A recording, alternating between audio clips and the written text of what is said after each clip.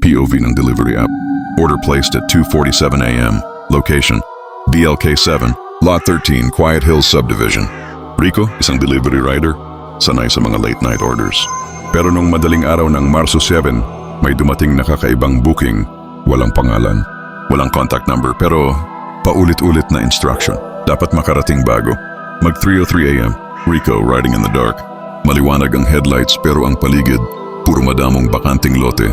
Pagdating niya sa Belki 7 Lot 13, wala namang bahay. Pero may poste ng kuryente at isang lumang CRT TV na nakapatong sa luma at kalawangin na mesa. Walang tao, walang ilaw. Pero may nakasulat sa karton sa harap, iwan mo dito ang delivery. Huwag kang aalis hanggat hindi bukas ang TV. Kinilabutan si Rico. Pero tumayo siya, eksaktong 3:03 a.m. Bumukas ang TV. Grainy black and white footage. Isang rider, kamukha niya, tumatakbo. Sa madilim na eskinita, umiiyak, parang live feed.